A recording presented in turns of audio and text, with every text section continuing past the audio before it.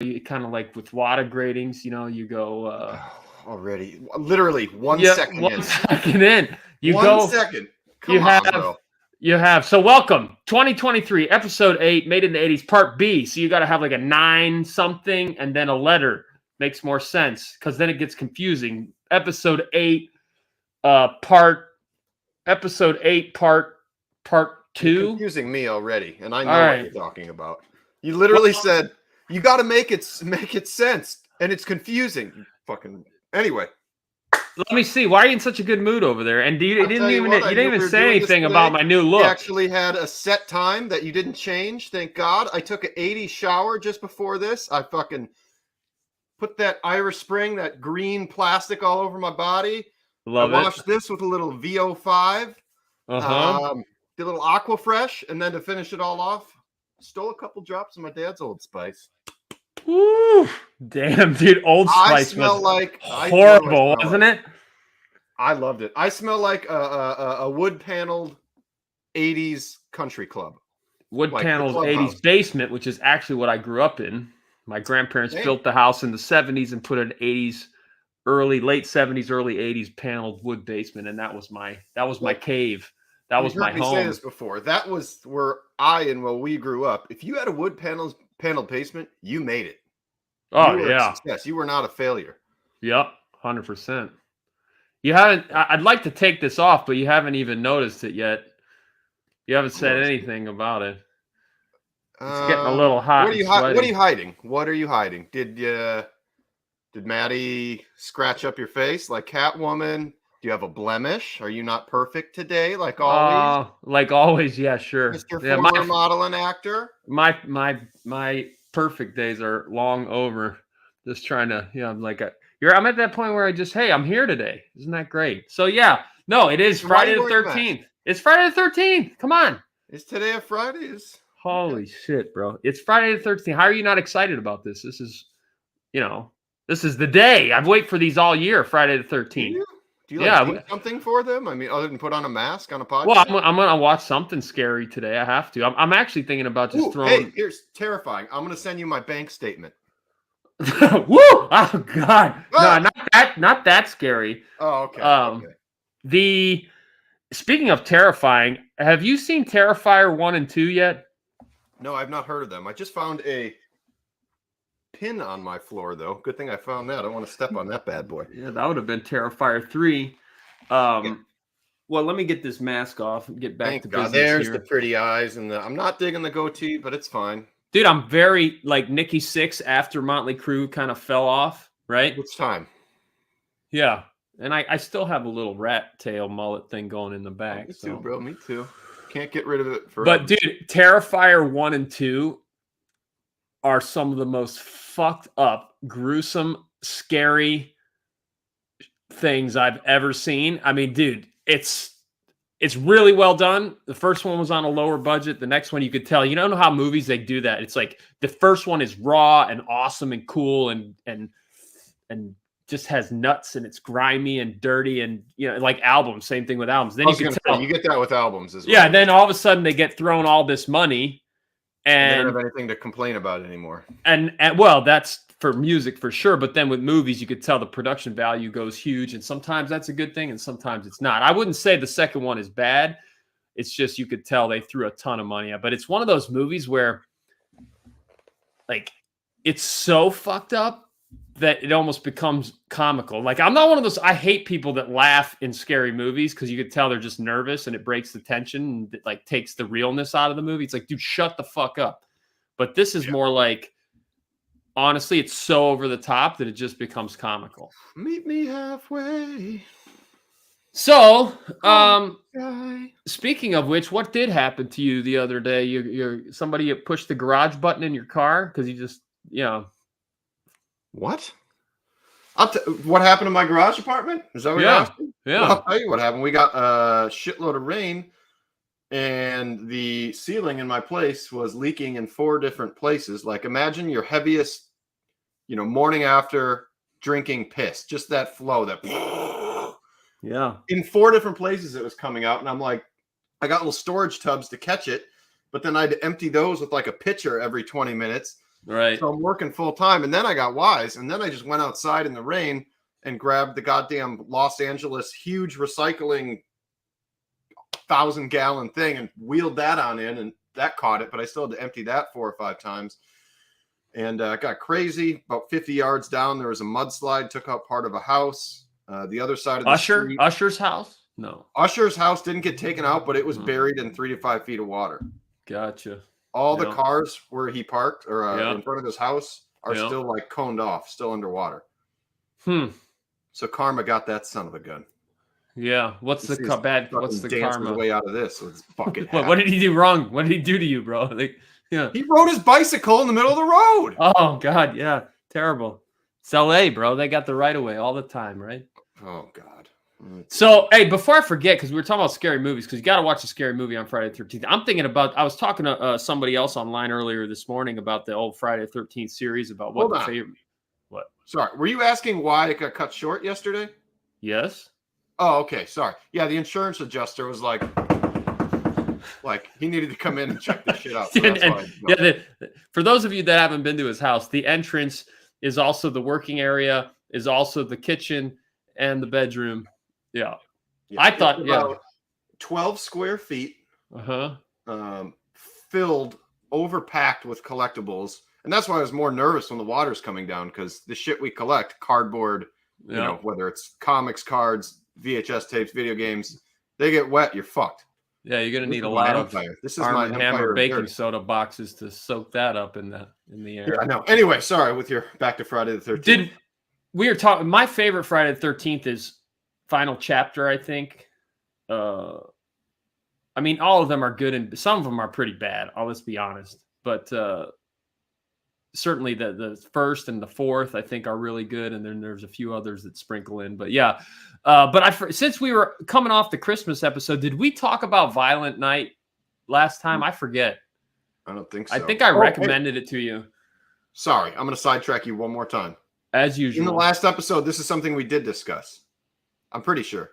Okay. I said within the first couple weeks of every January, a couple celebrities die. Yesterday, Lisa Marie Presley. Yeah. The first was somebody else I already forgotten. Today was Robbie Knievel, son of Evil Knievel. Heart attacks everywhere, I take it. Oh, my God. Now, I don't know. Did you like Robbie Knievel? I didn't know him that well. Oh, he was always like the Christ in heaven. Kmart Knievel. Kmart Knievel? Well, he wasn't as badass as his father. God bless him. He put the effort forth. He flew through them goddamn buses or whatever, but... Your microphone does look like a giant penis going in your mouth. I know. Yeah. Big dong. Yeah. Well, I don't want to get into 700% increase in cardiac issues, but that's for another podcast. It's not for this podcast. Yeah. However, Violent Night I saw over the holidays, because that's one thing we didn't get into. Holiday stuff. I'm not going to get overly into it, but dude, imagine a movie that's a mix of Home Alone, Die Hard 1 and 2, and there was one other one that really stuck out to me. I was like, dude, and that's what it is. It's a mix of those things, and it's really good. I mean, you have to see it. We actually almost went to a screener of that. We had tickets, and then Sarah was running late, but yeah. Yeah, that movie was, it had a lot of 80s elements to it. Big cheesy production. It had a few 80s songs in it. Speaking of which, okay. Do it. I've been waiting a year. Come on. What? This segues beautifully into 8-bit Christmas. No, see? I teased you, and I'm going somewhere else first because we're on the scary topic. So I did see recently. It's Halloween. I did see recently. Auctions I did see recently. Megan. Okay. I don't know what that is. It's a movie about a robot doll toy that becomes. It's kind of cool because it's like Chucky. But it's like a modern Chucky where it's all about programming, and you kind of see the parallels of how too much technology for children. It's really cool movie in a sense that it touches on a lot of different topics about parenting, about electronics in the modern age. Like, I don't know. I watched the 60 Minutes a couple years ago where they tested like young kids, and they would give them like a teddy bear play with in this room. And then they would introduce like another kid and they'd be like, oh, share and play, right? And they'd be like, oh, here's my teddy bear. And they'd all hug each other and blah, blah, blah. And then they would like give them an iPad to play with for like an hour. And then they would introduce another kid and be like, oh, go ask Timmy to play with his iPad. And the kid would turn into a murderous savage. Like, you're not going to take my fucking iPad. I'll kill you, motherfucker. And so it's kind of funny because they parallel that in this movie where this young girl gets kind of addicted to this doll. And because the doll's kind of like AI, it learns kind of how to be through its interaction with the child. And then it just grows within, like, out of itself to where it can kind of just think and run on its own. So it's kind of like technology run amok. It's kind of Chucky meets Superman 3, if you remember Superman 3. So Superman 3 was way ahead of its time. So imagine, I think Superman 3 came out in like 1983, maybe. I don't know. I'm just throwing it out there from a memory. Pryor on the cover, right? Yeah. And so he's like a computer programmer, like perfectly set up for that time period where, you know, he's working on this giant computer that's in, you know, like in a warehouse. You know, back then, those really powerful computers had to be houses practically, you know. And so he's this like tech guy, Richard Pryor, and he's working on this computer that can kind of almost think for itself and run itself eventually, kind of like, you know, modern AI, what they call it, the something point. Have you ever done a pitch meeting? The singularity theory or something where like now computers can think the same as our brains. Okay. And so the computer ends up running amok and like taking over itself, and they have to figure out a way to destroy it at the end. He and Superman, and there's like a bad guy and a girl. They're working with Richard Pryor in this. Well, it's kind of that, but scaled down to modern, where you can put all that technology in a tiny little doll. Okay. And then that doll kind of goes crazy and adds aspects of Chucky to it. Dude, it's fucking brilliant. And it reminded me of a really great lost 80s one-hit wonder song by, oh God, what was her name? Makita? No, Makira? Shit. You'll know the song. It played all the time on MTV in like 1988 or 89. It was step by step, heart to heart, left, right, left. We all fall down like toy soldiers. You remember that song? I don't. If I heard it, maybe, but dude, come on, that was a classic, bro. An absolute classic. So that's our intro music. That song was in it, and I was like, "Oh my god!" That was this lost, forgotten song, and so I looked it up because I'd forgotten so much about it, and it was like voted in the top 50 all-time one-hit wonder songs, certainly from the 80s, you know. From all time, but that one was a really like big late 80s hit that I love that song. It was always on MTV. So, yeah, you have to see that movie, dude. That Megan movie is really well done. I actually Megan. Yes, I Megan. thought you said maggot before. Maggot? Yeah, well, you have your stupid Cleveland accent sometimes. Maggot. I watch a maggot movie. That's what it sounds like. Okay, Megan on the docket. Yes, you know it? Now you remember it? Megan? Have you seen the previews? I remember seeing the trailer. I didn't watch it, but I remember seeing Megan. Yeah, maybe I did watch the fucking trailer. Anyway, go watch Megan. Clearly, everyone. It's outstanding. Outstanding if you like Child's Play. Child's Play meets Superman, because Superman 3 is kind of a forgotten classic. Back to Superman 3. Why do you hate Superman? Superman is fucking great, dude. 1 and 2 are all-time 80s classics, even though the first one's from the late 70s. Dude, it's so good. The fourth one, okay, is trash, but the third one is fantastic, and it's ahead of its time as far as dealing with computers and such. And speaking of which, because we were talking yesterday a lot about computer games, I've been watching that Netflix series, High Score, or whatever the hell the name of it is, that talks about. I know what you're talking about. Like video game history. Well, the one that I just watched had a lot about. I think episode 3 covers a lot of computer stuff, computer games, early computer games, and how like early RPGs were based on the Oh, Fens collects. True. Superman, most overrated superhero. I didn't say anything about Superman. I'm not even into superheroes. I just mean those movies are awesome. Those, not the other Supermans or anything else. Dude, you guys, fuck off. I'm in Cleveland. I'm from Cleveland. Superman was born and bred and raised in Cleveland. There it is. There it is. I was waiting for it. Everything made in Cleveland. Every piece of world pop culture runs through Cleveland. It does, dude. Superman was written. Lois Lane is based on dude's girlfriend from Cleveland Heights High School or some shit. Like, dude, that Superman is from Cleveland. Okay, but moving on from that, computer games, dude. They were talking about how some of the early RPG stuff was based on the 70s phenomenon, Dungeons and Dragons and whatnot. And it reminded me, I don't know if you guys had this because you're a little bit younger than me, but going back even to maybe 5th, 6th, 7th grade, we had to take a computer class. Like, it was mandatory. And it was like MS-DOS programming, where you had to type in the code and all that shit. And that reminded me of some of those early computer games that were like, where it was just words, like almost choose your own adventure. Remember those books? Yep. It was like choose your own adventure.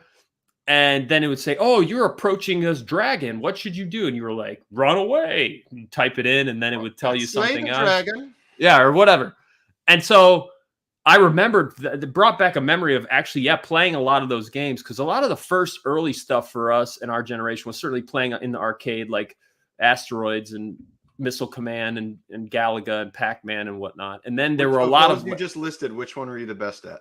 Miss Pac-Man. Oh, I was the best at Missile Command. Missile Command was good. I was good at Missile Command on Atari. I like the little ball thing. I used the spin thing on Atari, whatever those paddles were called. I like that giant marble in the arcade. Yeah, they have one here actually at the arcade downtown with the marble. We'll have to go next time I'm in. Oh, dude, I played that one a lot to get my pop culture history.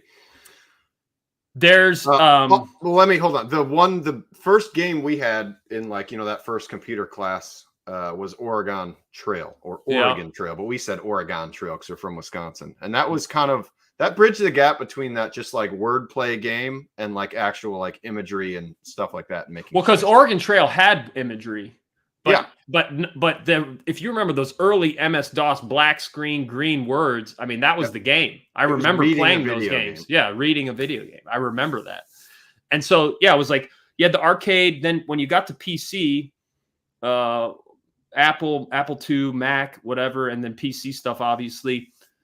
I'm talking early stuff here. There'll be another time for us to talk about computer games in general, but the early stuff, like Lode Runner that I talked to you about the other day, that was the first real, almost like at-home video game that I remember, not on my Texas Instrument TI-99, which to me was kind of like a version of Atari because it ported a lot of Atari games over.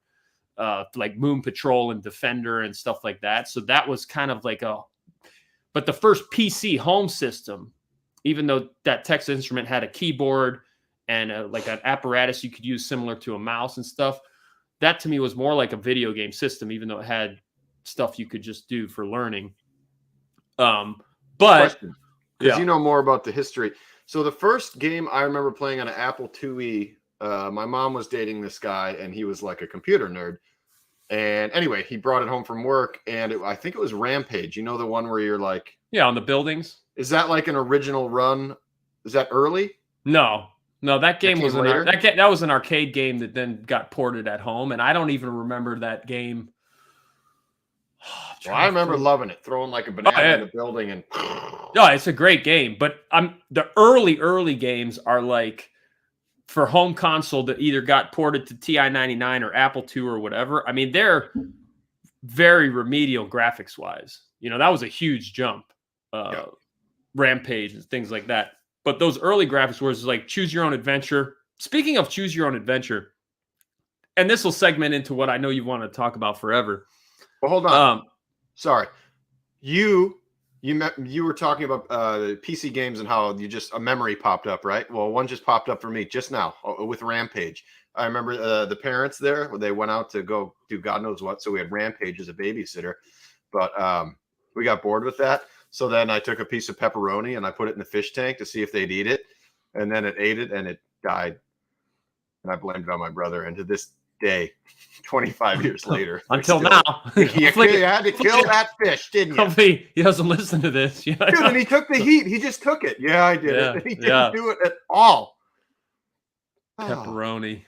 The old what school. fish wouldn't want pepperoni? You would think, right? I mean, I didn't put like the whole nipple-sized pepperoni in there. I just broke off a little piece. I mean, some girls look different than others, but yeah. Anyway, some girls' nipples are different than others, Thomas. Some guys' nipples are different than others. Yeah. I have little Eisenhower dimes, personally. Yeah, I got to put a little cold water on there sometimes to tame those bad boys down. They get a little. I'm talking diameter, not length. Yeah, like big 70s chick nipples. Yeah, you know, dinner like, plates. Yeah, the dinner plates. Yeah, those are big so giant cool to bush. see those things. what coin are you rocking there with your nipples? What diameter? Are you a $50? Are you a quarter? Yeah, probably more like a quarter. Yeah, maybe it'd be $50. Perfect body over there. You can't have a dime. No, they're not small like that, dude. Come on. No, I got the dimes.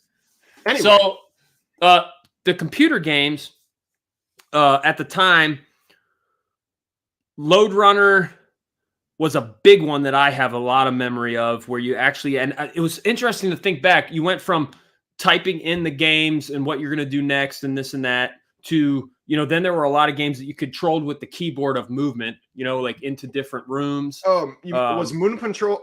We had Moon. Moon Patrol was on TI 99. It was ported to some PC stuff. It was certainly on Atari. But when you played it on the computer, you would move it with the keys. Usually, keys?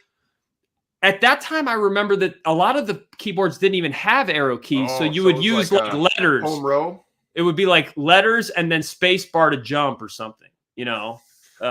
That's what I remember about a lot of those early computer games. And then, of course, like I said, we'll do another whole segment at some point in time as computer stuff is really starting to get popular about what that led into Wolfenstein and Warcraft and blah, blah, blah. And, certainly Doom PC first.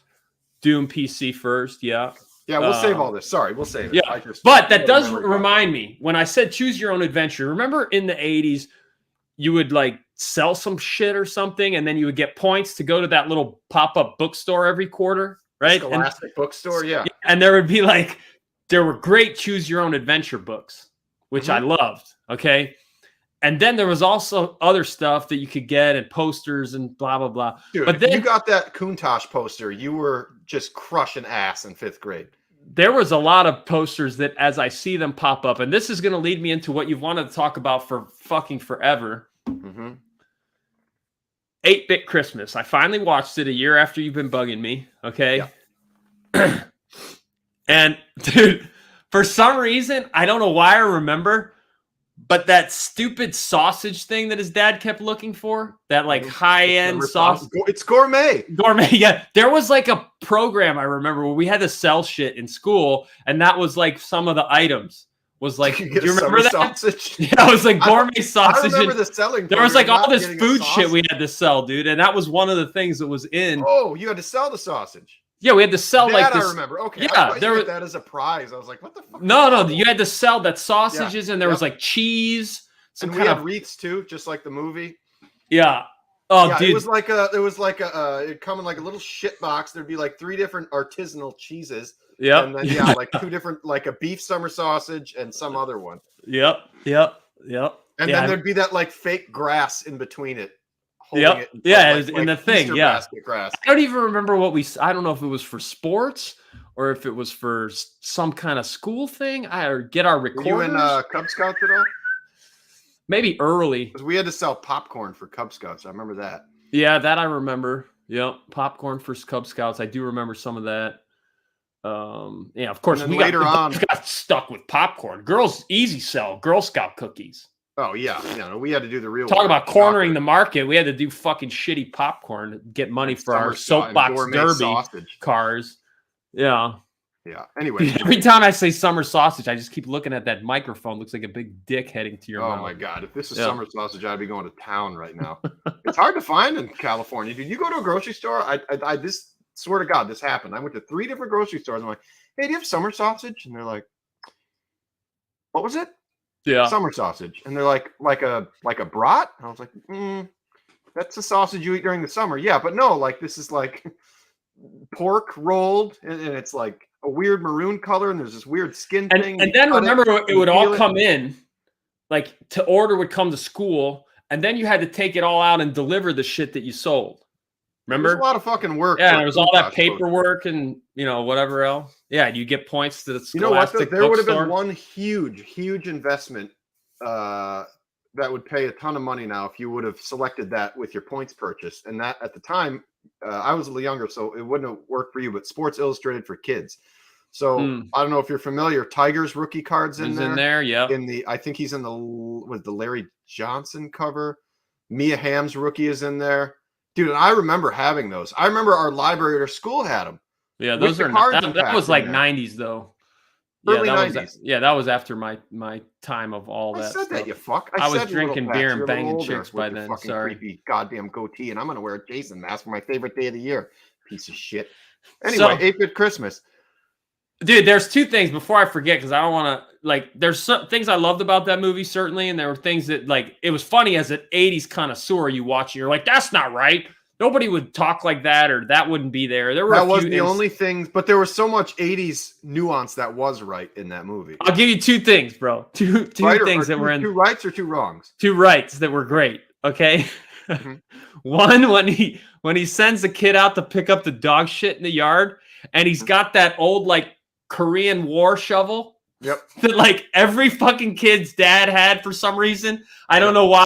We had one, I think, for my grandpa in World War II.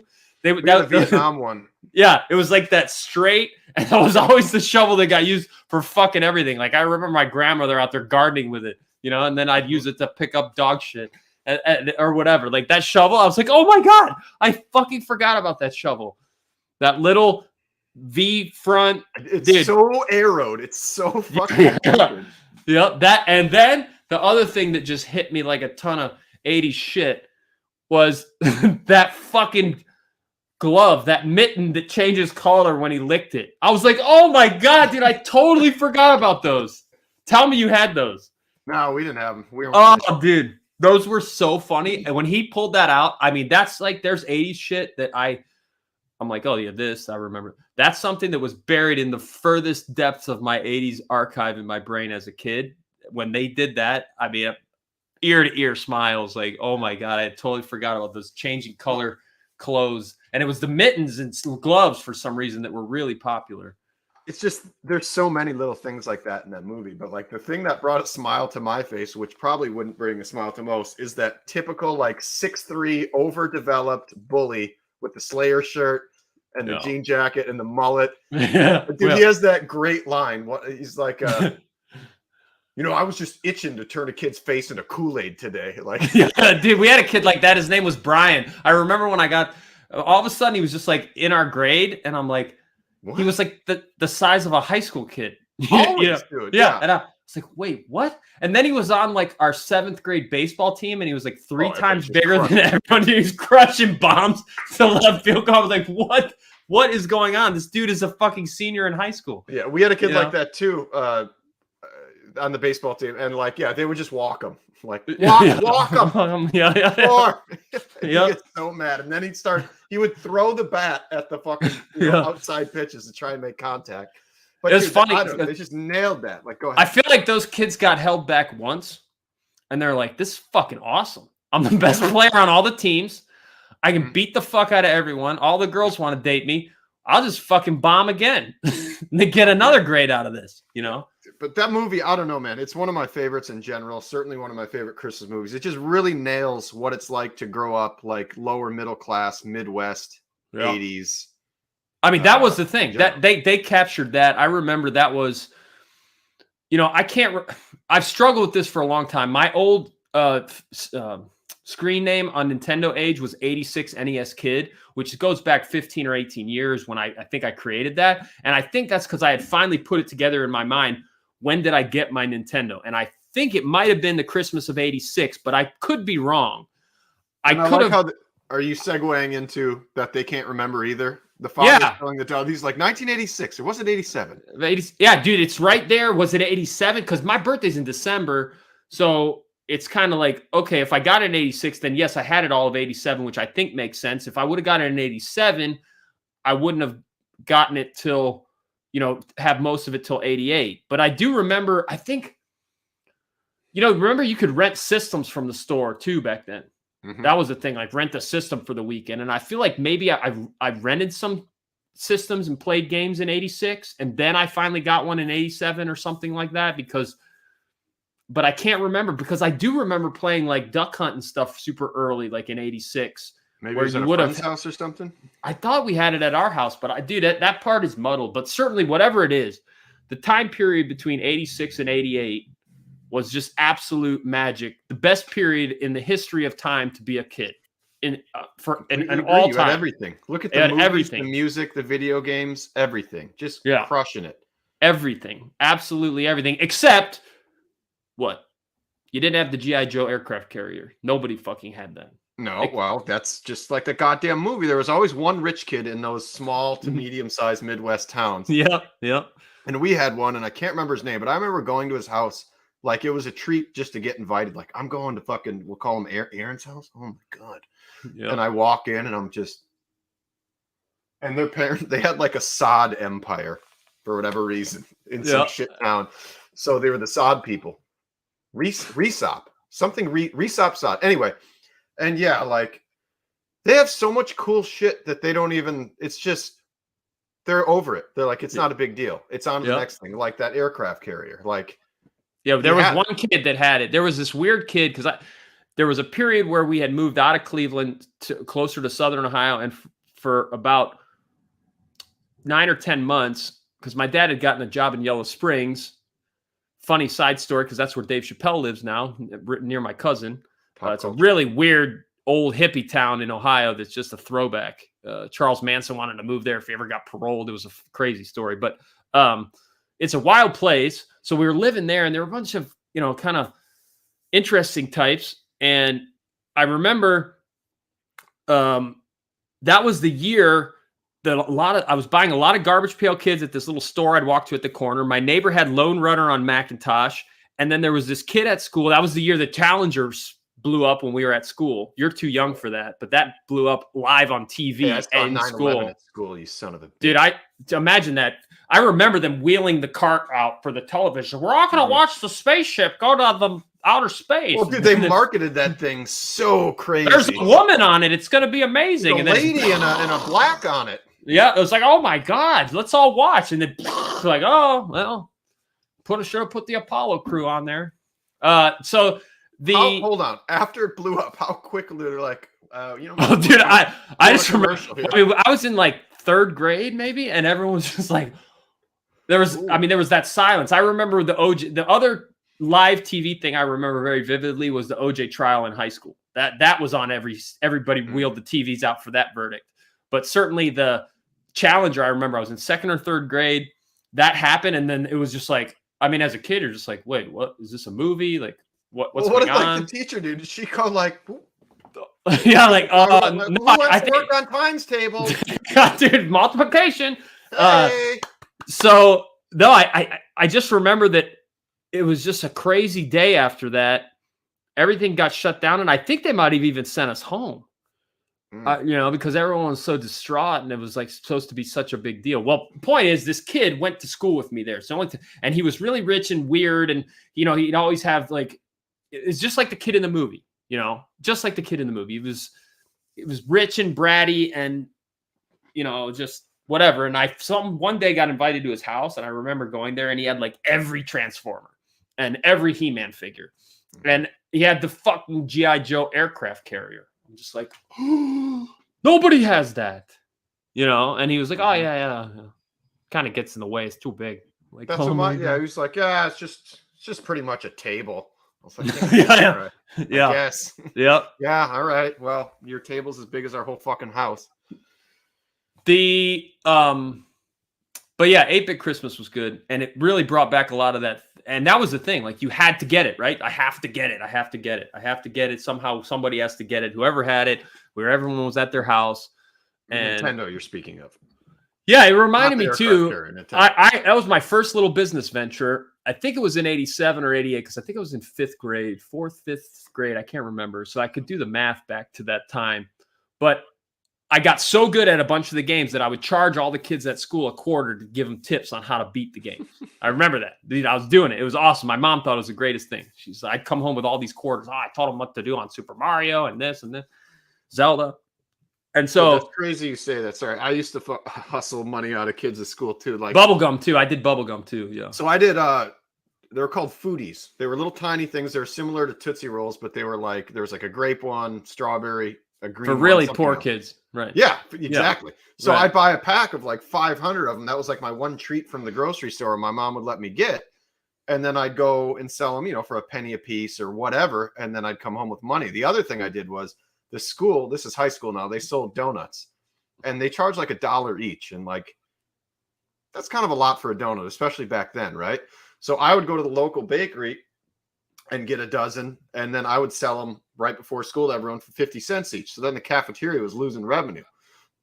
So then they were like, okay, no more selling stuff on school property. You can't do it. That's the food. It's the safety, blah, blah, blah, blah, blah. I said, all right, yeah, sure, no problem. So then the guy from Mannequin was your principal. Yeah, I got to watch Mannequin again. It's been too long. Okay. But so then anyway, that pissed me off, and I'd made a decent amount of money, so I put it back. I went and bought a whole shitload of donuts, like baker's dozen after baker's dozen, and then I just gave them away. And then the school got even more pissed off. That's something you would do. Yeah. Yeah.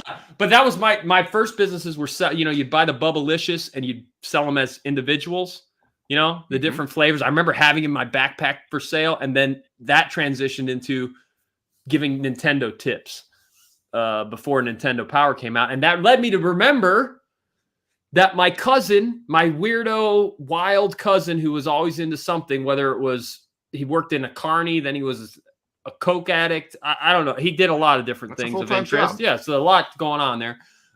He worked as a Nintendo game counselor in Washington or wherever it was back in the day. He was doing little like key bumps to stay up to play to get the tip? For sure, absolutely, dude. I mean, what a job. Hey, do coke all night and play video games. I hope that was part of the interview process. And okay, I see you work at Subway and cocaine use. No, yeah, over under 8 ball per day. Yeah, they didn't have energy drinks, Thomas. They had Jolt. Fuck off. Nah, not then. I mean, my cousin was Jolt Cola. So I asked him the original energy drink. I asked him if he had the old jacket that everyone wants, and he sent me. He was like a Premier, and it's like a red one with Nintendo, and has like nice interior lining and stuff. I think those were the early '90s ones. A nice tartan lining, dude. Yeah, can you imagine? I would tell people at school, dude, my cousin's a Nintendo game counselor. And they're like, yeah, great. Can you get me any Coke?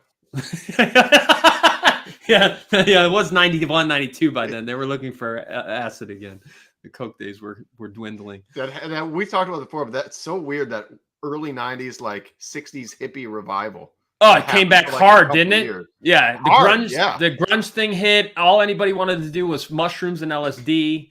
I'm like, what's happened to drinking and Coke and banging strippers? The fuck is all this shit? Aquanet. Yeah. Fuck. All right. So, moving on. I got a couple other good things. We talked about that. Go watch 8-Bit I'm going to skip that. Watch 8-Bit Christmas. Heartwarming at the end. A little tearjerker almost even. And just nails what it's like growing up back then. I think it was interesting to touch on. Mannequin, since we mentioned it, I did rewatch Mannequin recently, and God, I love that movie so much. It is such an absolute 80s classic, bro. I'll have to rewatch it. Let's save that for another one because I want to be fresh on that. All right, you watch it. Promise me you're going to watch it, and we'll cover it then because I'm only going to take a year like you did for 8-Bit Christmas. Fuck off. This podcast will be out of business by then. Of course, we'll be on a new ventures, probably dealing Coke. Right. Well, everything comes in circles, my friend. All right. So I have a couple interesting newspaper articles here. I know you love when I do that. I'm one of the few people that reads. Imagine you in your hot tub, reading the old hot sheets in the morning. Yes. Yeah. Can you believe this shit? Can you believe this? This is a good one, though, because this is our year. I think this was 87. Yes, 87. How a 1987 Christmas album changed the way holidays sounds. Do you have any guesses of what it is? If you were 87 Christmas album. Is it a compilation or is it just yeah, one group? compilation.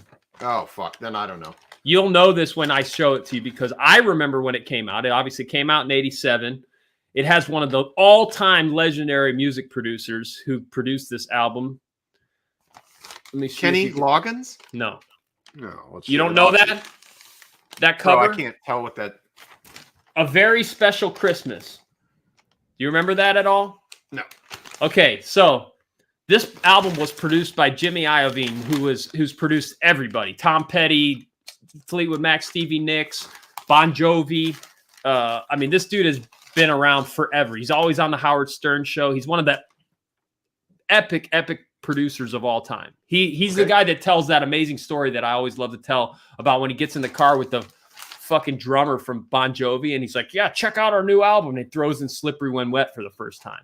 And it talks about how mind-boggling that was to listen to those songs for the first time ever. What's your favorite track on Slippery When Wet?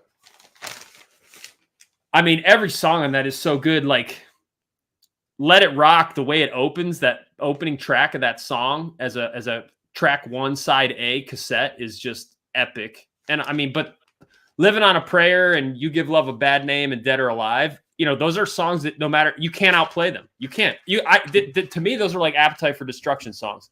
I've heard Welcome to the Jungle 6 billion times. They play it at fucking arenas everywhere, and I still get chills and rock it out every time I hear it. 100%. Every I still fucking get time. jacked. I'd still like, oh my God, like, it's just so good. I'm going to go with the B-side. Not as my favorite, just a song I really do like. And oddly, fun fact, it's on the Spaceballs soundtrack, Raise Your Hands. Oh, great one. Raise Amazing. your hand. Raise your hand. To Chicago. Oh, yeah, dude, so good. So, because I think Let It Rock is on Spaceballs too, though, isn't it? That opening, that really slow synthesizer opening, I think is on that. I'm pretty sure. What part of Spaceballs, bro? I don't know. I don't know Spaceballs that well. I haven't seen it You in a long watch time. Spaceballs? I don't watch Spaceballs that much because it's blasphemy to me for my love of Star Wars. Okay, let's just be real. Speaking of which, I wanted to talk about Mandalorian and how amazing the ending of Mandalorian was, but you know nothing about Star Wars, nor do you care. So I have to get somebody else on to talk about that. When you want to have your Star Wars podcasts, I'll sub out. I'll fix the roof in here, do something. Yeah. You go visit Usher. So no, I'm done with Usher. This album, okay, was the first Christmas compilation album. And the way that's a really interesting article about how they brought it all together, because now you get Christmas compilations. And of course, every artist wants to have their big Christmas hit and blah. That didn't exist. Like when I was a kid, that didn't exist. So this was the album I remember, and everyone had to have this album. And there's a really interesting, the big songs that came out here were Santa Claus Is Coming to Town, Bruce Springsteen. That one everyone knows. Okay. And of course, know the track. I do. So that was on that album. Okay, that's a very famous track. Yeah. Yes, there's a bunch of famous tracks in here, including U2 did a song on here that became really popular. And then the big one that they talk about, obviously, that really changed the tone of how this album was perceived. Run DMC does that Christmas in Hollis or whatever, the one that's in Die Hard. Remember? It was December 24th. Something. You remember that song? Die Hard. Remember? Open your garage. I open this door, my lighting on my computer comes down. You know that. So this that Christmas in Hollis by Run DMC was on here, and that was a huge song at the time. And it's in essence a black Christmas song that's made, a rapping black Christmas song that's not a traditional Christmas song at all. And it was the biggest hit. Black Christmas, or you mean like African American Christmas, or you mean like a dark humor Christmas? Like black people's like rap music. Like they thought it was just going to be a bunch of fucking Christmas songs redone as rock and roll. And then they throw this fucking rap track that was not an original Christmas song. It's not like they took Little Drummer Boy and tried to put some rap shit to it. Like they made their own Christmas song, which was which was fucking awesome. And it was dude, this just Madonna did Santa Baby. Who did? Madonna's version of Santa Baby. Which that's good. Yeah. Okay, that's on this. Okay. There was a really 10 years later, I was sitting with Tupac and he sees the album and he says, I bought that album. Jimmy Iovine remembers, who Tupac was 16 when it came out. He told him he bought it specifically for the soul hip hop track by Run DMC. It was things like that that make the record so special to me, Jimmy says.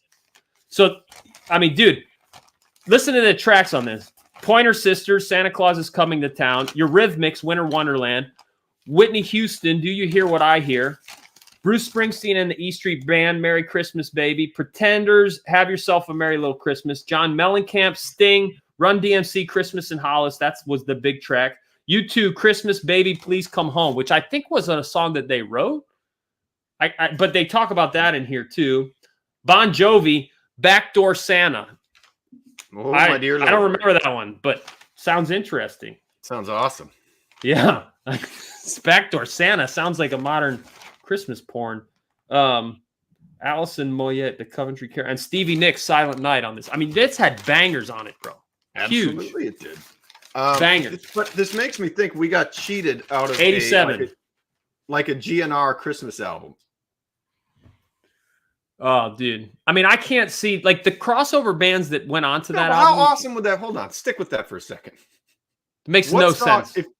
Oh my God, like Axl just love yourself, oh, very little, and he's 80s hair band Christmas. Yeah, absolutely. No. What track would you have GNR cover as a Christmas song? Oh man, Rudolph. No, dude, I like contrast and styles. We say that makes a interesting dynamic for like an acting character and such. So I would take something really old, and then Christmas? That's not really old, bro. Come on, that's from like 1942. I'm talking about really old, like from the 1800s. What 1800 Christmas songs are there? Rest Ye Merry Gentlemen. That would be a great one for him to do. Yeah. What is it? Oh, Rest Ye Merry Gentlemen, I think is the title. Something. I'll have to look it up. Something. Or they could, dude, how about what's the one that cartoon kid fucking, I work at Burger King, making flipper whoppers, I wear paper hats, would you work an apple pie with that? I mean, but of course, like, dude, metal that up. Yeah, they do. Of course, Trans-Siberian does a lot of those songs in metal. Most style. Christmas songs are metal. Yeah. Well, they're because they're in major scale rather than blues scale, which a lot of actually people don't realize, like a lot of classic rock stuff and especially like big arena style music, and actually a lot of metal is played in major chords, major scales rather than blues scales. And so like Metallica, Bruce Springsteen, a lot of that stuff is played in major scales, not in blues scales. Much different sound, which then that's why Trans-Siberian Orchestra can take a lot of those songs, play them in major scales. Now, I'm certainly not a music major, but I played guitar for 35 years. So I at least have that understanding, and that's why you see a lot of similarities in musical sound. Like, for example, the Killers use a lot of major scales in their music. And that's why, to me, they have so much stuff that sounds like a lot of Bruce Springsteen from the 70s and early 80s. A lot. Well, and they have both in major scales. Arena type of sound, which well, when you take that arena sound and you put it in major scales, it makes a big difference. They just need some bitchin' 80s arpeggio solos is all they need, and they could really take off. What they need is a saxophone. They need a saxophone. Everyone needs a saxophone and a flautist. GNR covers Wham! Last Christmas. Speaking of which,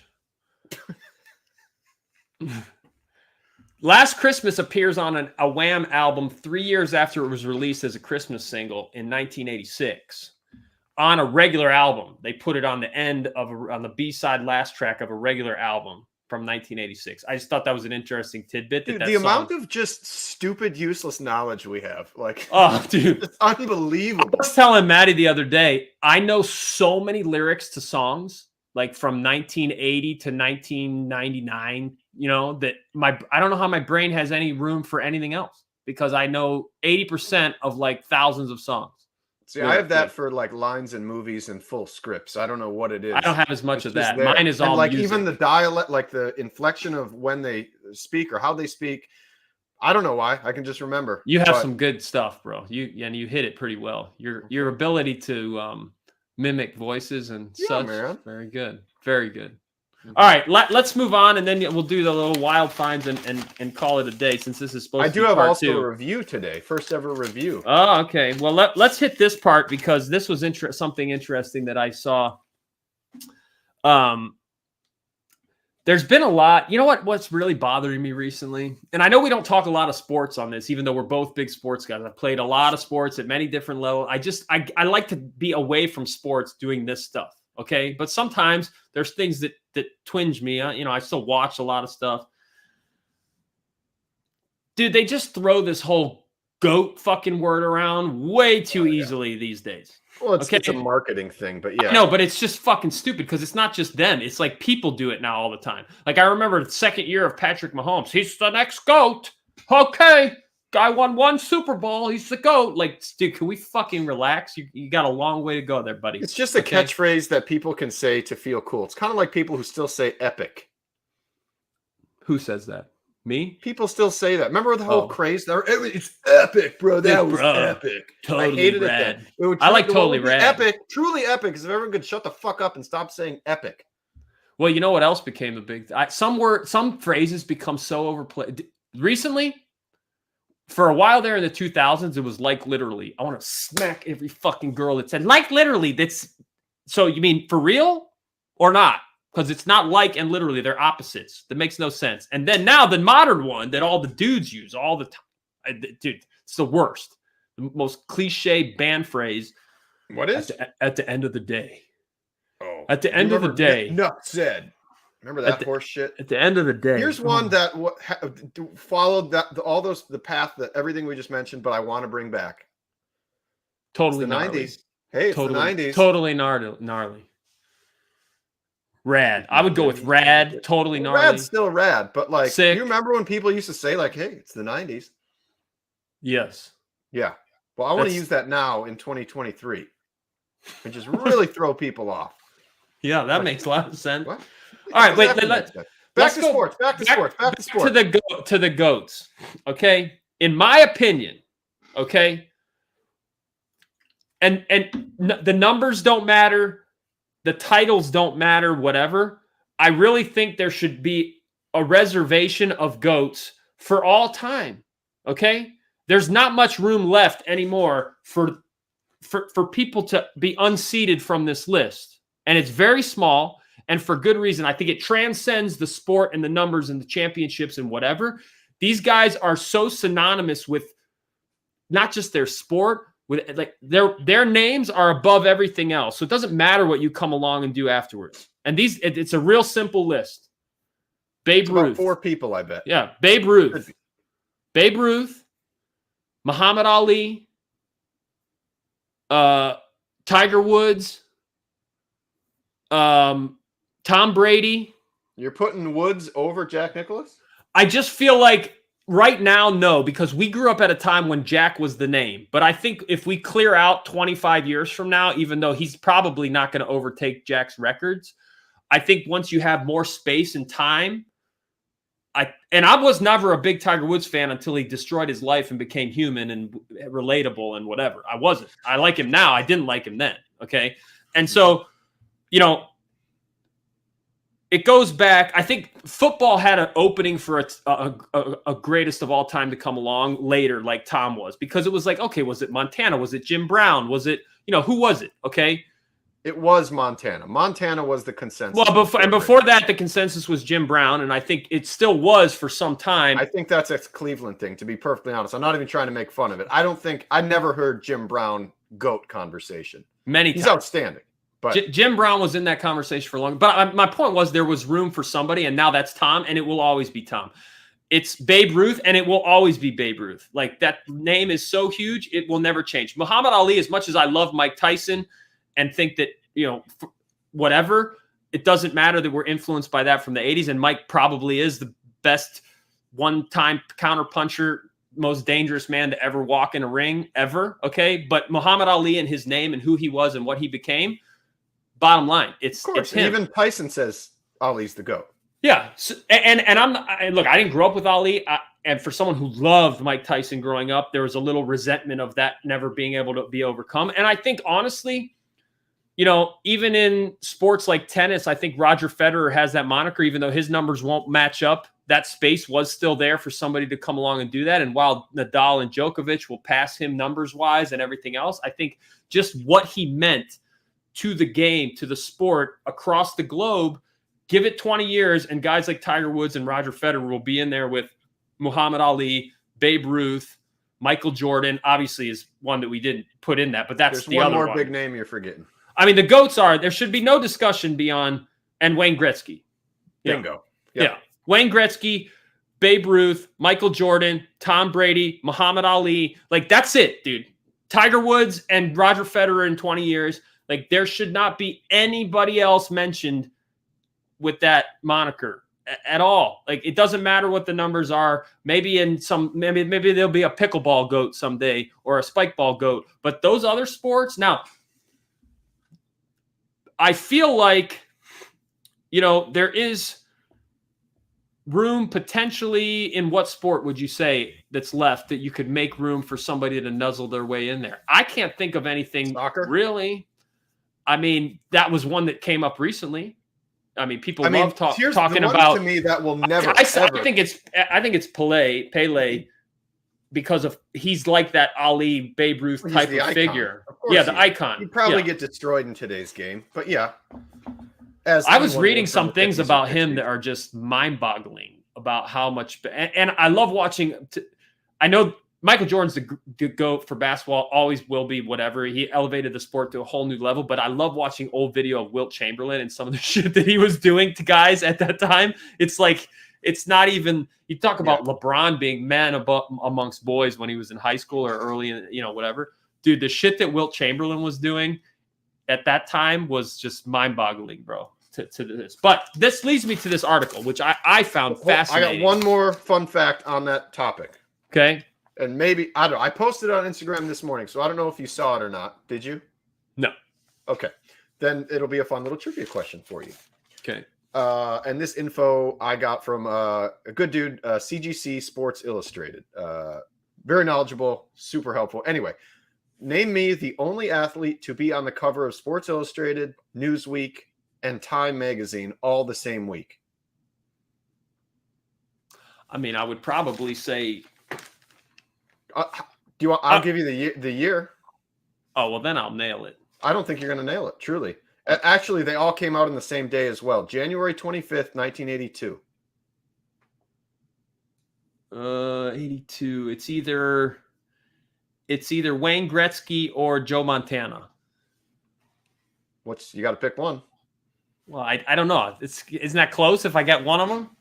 It is one of those. I'm a Notre Dame guy. My dad's a Notre Dame grad, so I'll go with Joe Montana. It's Joe. There we go. Okay. Attaboy. There we go. 1977, year I was born, national champion, Notre Dame Fighting Irish. So number 3, Joe Montana.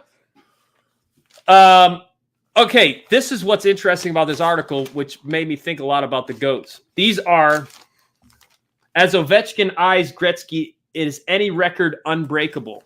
Now, they talk about records that will probably never be broken, and there's only like 5 or 6 of them in here. But some of these numbers are staggering, bro. I didn't even realize. Like, I knew these were the leaders of these things, but some will never be broken. There's no doubt. But Wayne Gretzky's 2,800 total points will probably never be broken. No way.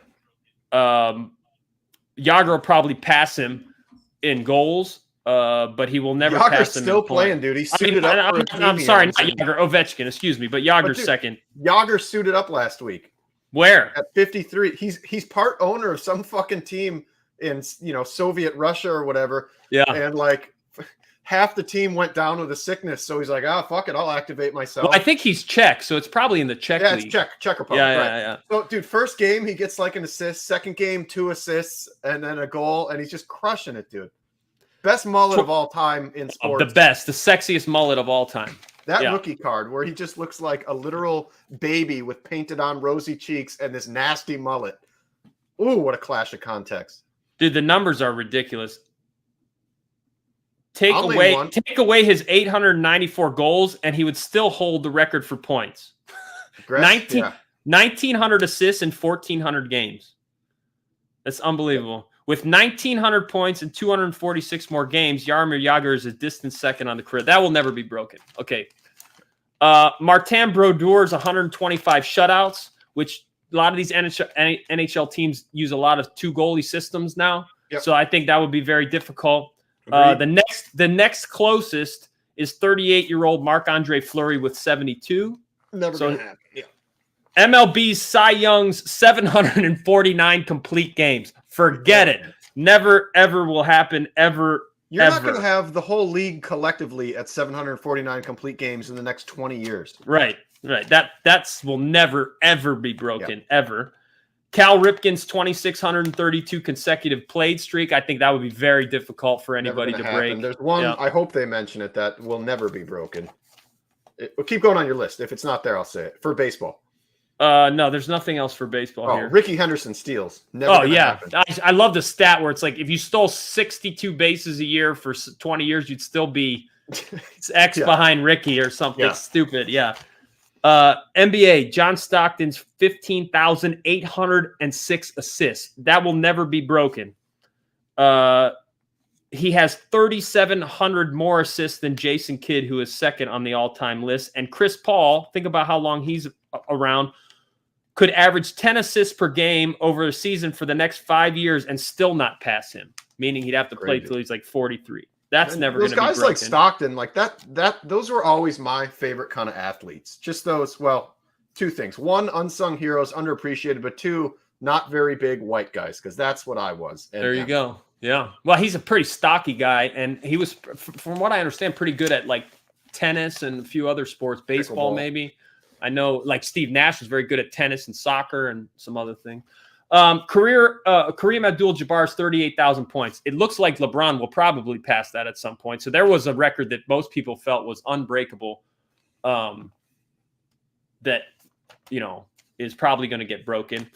Emmitt Smith's 18,355 rushing yards, which still not a better running back than Barry Sanders. I know that'll piss off a lot of Cowboys fans. It's not going to piss off anyone who's a true football fan. Barry Sanders is the GOAT running back of all time. Besides Jim Brown. Even better than your Jim Brown. Okay, different time periods. But I do love Barry the most. Well, it's of all time. It's three of the words. LaDainian Tomlinson said, and he was just in the pregame of that championship game. LT was amazing at TCU because I was living in LA. A lot of his games were on because of the time change.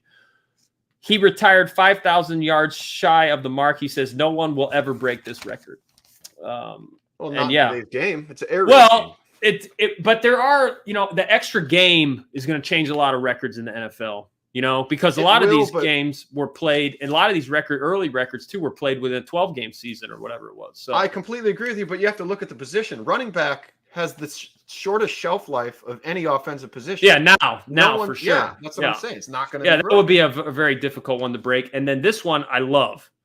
Jerry Rice's 197 receiving touchdowns. Even in the modern game, I think that record is near untouchable.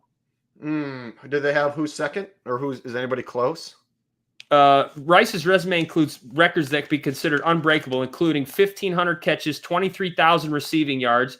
Even with the proliferation of passing in today's NFL, teams combined for 694 passing touchdowns in 2002 and 840 last season. Rice's touchdown record doesn't figure to be surpassed anytime soon. Randy Moss, who broke Rice's single-season touchdown record with 23, retired 41 touchdowns shy of Rice's career record in 2012. And I think Moss could have beat that if he didn't fuck off for a couple years and have a bad attitude.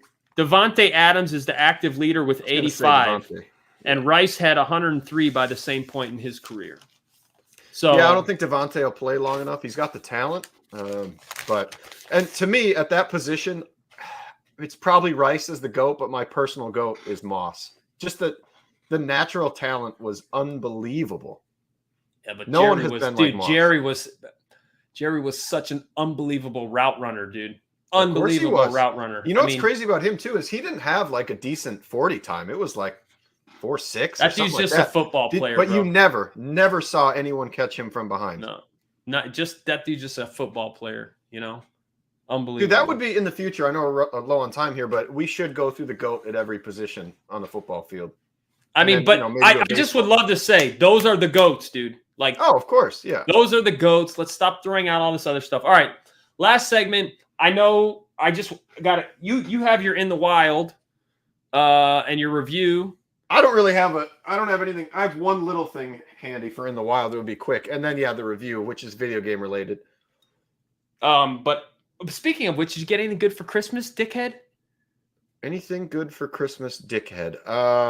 Couple family fights. Nice.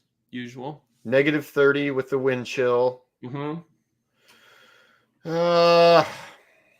Video game related? Greatest of all time? Oh, that. I see. Yeah. That's not a goat to me. Dude, But Legend of Zelda. a fella with a goatee sent me a nice little Christmas present. Something that you needed to play. It's the little handheld guy, Legend of Zelda 1, Legend of Zelda 2, and the Link's Awakening, right? Yeah, Link's Awakening Game Boy. That's actually the one I'm looking most forward to playing on there because I missed that one as a kid. I didn't play Link's Awakening. Not a lot of people had Game Boy, yeah. Well, I had Game Boy. We actually had it for Christmas. I told you that's the one thing I want back is my Game Boy with Tom in really thick red. Oh yeah, that's right. Isn't that great how everyone would write their names on the games? Now you get these like perfect CIBs. You open them up and there's shit written all over the manual and game. Yep. Yeah. So like that's the one I want back that I would have slabbed, and it would be like a 1.5 or something. But anyway, that was the first game I got on Switch was Link's Awakening. So it just threw me back hearing the music. So that's the one I want to play. Speaking of which, hold on, I have a Christmas present for you. I just haven't sent it out yet. I'm going to probably send it with that over the top. Okay, so it reminds me, we talked about this before on the phone.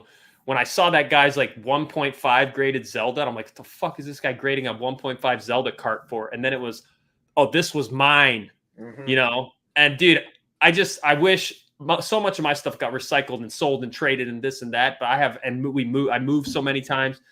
But to have your original shit like that with your name written on it or whatever, oh, dude, I would slab that all day. I actually have one box of stuff buried in my garage. I don't think any of it is valuable, but it might have a couple earlier original pieces of my life that I got to look through. I don't know what, I'm not sure if they'll be music, video games, movie related. I don't know, whatever. But speaking of which, 3 big things that I got this week in the mail that you're going to fucking love, bro. And I've been buying cassettes now for over 2 years. And there are some that just do not come up. Now, I know the big push hasn't come yet, so there's not a lot of cassettes. Maybe there's a lot of people not either hunting them or they're not selling the ones that they do have until the prices go up. But some of this shit, still a great time to buy. Some of this shit, like people are like, oh, I wish I would have got into this VHS stuff earlier. Dude, there wasn't that much for sale because nobody was looking or selling, so it would pop up once in a blue moon. I got 3 things that I've been looking for like 2 years. And I've seen either if this is either the only copy I've ever seen or I've seen like one other one in 2 years. Oh, hell yeah, dude. That's so tough. Night Song. with the fucking hype? Perfect hype sticker. God damn, bro. Includes Gypsy Road. Don't know what you got till it's gone. The Last Mile. Take Me Back. Bad Seamstress Blues. Falling Apart at the Seams. Dude, this is an epic Cinderella album. Dude, there's Long another Cold Winter, and it's such a cool. Can you flip it around? I want to see the track list or read them. Read them because look, it even has the matching sticker, price sticker, period correct price sticker that says Cinderella. Bad Seamstress Blues, Falling Apart at the Seams, Gypsy Road, Don't Know What You Got Till It's Gone, The Last Mile, Second Wind. That's side 1. Yep. Long Cold Winter, If You Don't Like It, Coming Home, Fire and Ice, Take Me Back. 1988 Polygram. And this thing is pretty minty, dude. Look at that view. Great album. That was a huge hit for me. Is that Night Songs? That's not Night Songs. That's not Night Songs. Long Cold Winter. Yeah. Night Songs is my favorite Cinderella album. This has Don't Know What You Got Till It's Gone.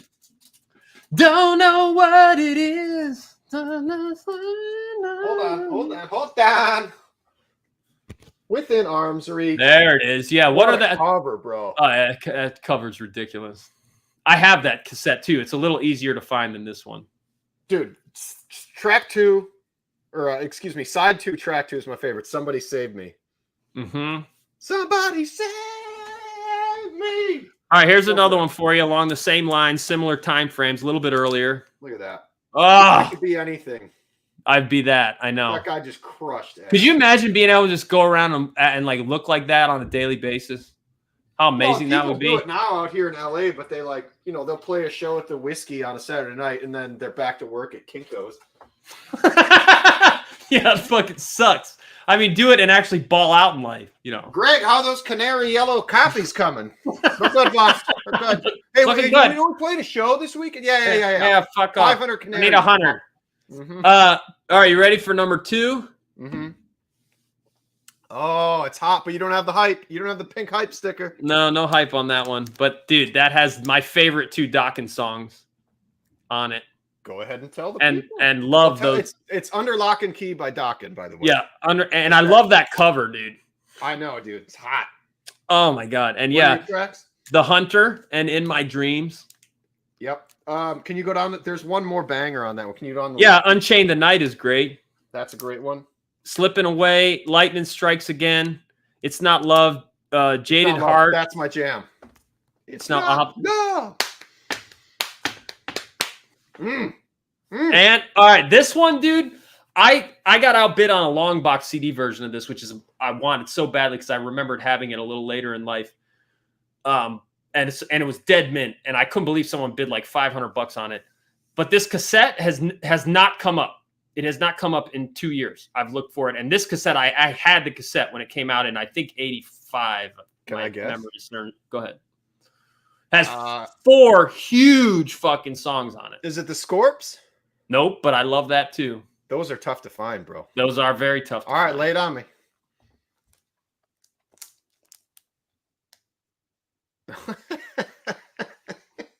When lights go down. Oh my god, Europe. Dude, Europe, the final countdown. I love this album, dude. It's got a couple cracks in it, unfortunately, but the rest of it is minty. Dude, this album does not come up. It just does not fucking come up, especially with the black back, the earlier print. And I think, let me see 86. 86, this album came out. The final countdown, obviously, is one of the biggest songs of all time. And then it has a couple other huge tracks. Rock the Night. Rock now, rock the night. Whoa, whoa. I told you the story about that song, how I left it on repeat for like 45 minutes. My friend was under a car. He couldn't move. And it's in the garage. And I had to go take a shit. And somehow I put that track on. And I didn't know I put it on repeat. I thought I had shuffle. So you're like, boy, this is a long song. Dude, just imagine listening to that like 14 times in a row. And that intro, the dude. Like, yeah. I'm like, no. God damn it! Song is so good, dude. And I'm just shitting away, having a gay old time. And then Cherokee, one of my all-time favorite, and a great MTV music video at the time. If you remember that one, it was about the Indians and stuff.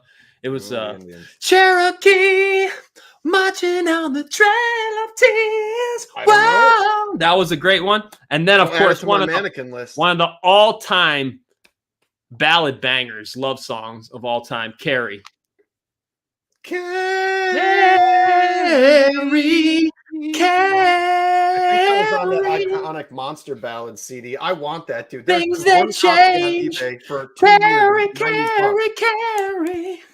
Oh, dude, this album was one of my all-time favorite albums as a kid, and impossible to find. I was like, oh, I'm gonna bid whatever on this long box because it was mint. Whatever, somebody outbid me $500, and right now, unless it's Dr. Dre or Nirvana or Pearl Jam, no one's bidding $500 on long box CDs. I was mind boggled, but somebody must love it the same way I do. But this, I couldn't believe when this popped up. Well, that brings up that Hackers that's on eBay right now that someone bid $800 on. To my knowledge, I'm the only one in the world that wants Hackers on VHS. And then we were talking about like Masters of the Universe yesterday, values. And you're like, oh, bottom line would be like 1,200. And even to me, that would be like, oh, that's tough to sell. But then think of that. Like, wait a minute. Hackers is 800. But Masters of the Universe, which is way more sought after, just as hard to find, only $400 more. That seems crazy to me. So now we'll see what that goes for, because it might be one of those that's, I mean, you've asked me to look for it for a year and plus, and I haven't been able to find one. Can't find one. I found 2, and they're in collections, and both guys, they don't even know the movie, and they're like, oh, I'm not going to get rid of it. Or they do know, but it's not even that valuable. I just want it because it meant a lot to me. Yeah. That's what drives it. 2 bidders. So hey, good stuff. Well, This hold on, wraps hold up. on. Oh, okay, go ahead. I got the review, the video game. All right. Have you done anything with limited run games? I mean, I just have some of their compilation collections of old stuff like Contra and Castlevania. Okay. So I ordered this like, 8 months ago or whatever. Ninja Turtles Shredder's Revenge Oh yeah. in You the did. VHS That's package. dope. Love it. It's super cool. Wow. There's one issue I have. This is from the factory. April O'Neil's not naked. Oh no, what? Look at that shit. Dude. See, that's why even factory sealed uncirculateds don't get perfect grades. Crazy. I have a good mind to fucking write the warden about it. They just use a shitty pinch seal. It's hard to see. You're not going to see on top and on bottom. Yeah. So that's a bummer. So you haven't played it yet? No, I haven't. I'm not going to open it, obviously. Come on. No, I'm going to get it. Oh. Once I get a job and all that kind of stuff, and to save up for 6 months for $40. Yeah. And then amongst other vehicles, just because it's in arm reach in the wild, 99%. Is that like your little brother's retarded Death Star? What is that? First of all, this is Teenage Mutant Ninja Turtles. Oh. This is the Technodrome Scout. The Technodrome was bigger, their Death Star. Yes, But yeah, dude, it has everything super cool. Opens up. You got the old what's his ass in there, Rocksteady. Whoa, okay. Whoa, hey. Oh, I'm going crazy, but cool. You just don't. I don't know. To find it in the wild, complete, you just don't. Yeah. See that. It's funny to me. There's a few toys I wanted to buy, like unopened, graded, whatever. But I'm like, dude, part of the fun of that is touching them and playing with them. Oh yeah, dude. Enjoying like this them. Fucking cock type of gun here. Yeah. I mean, all guns are cocks, AIDS, right? AIDS. What? All guns are cocks. Did you just say AIDS? It was shooting AIDS lasers. Yeah. You don't want to get hit by those. Dude, that's like I was watching that video thing where they're talking about how AIDS was perceived in the 80s. Dude, so bad some of the shit that was out there, dude. It's like, what are we doing? Ryan White story. Yeah, there's some Philadelphia. There's some rough stuff, man. Yeah. The way that they were. That you had AIDS, the Challenger. It was a rough time. Yep. It was, and it was a good time. Wrapping it up? We're wrapping it up. End of episode 8. We survived any unforeseen mudslides to cut it short. We'll see you guys again next week soon. Great stuff this week, brother. Great stuff. Peace. Okay, goodbye.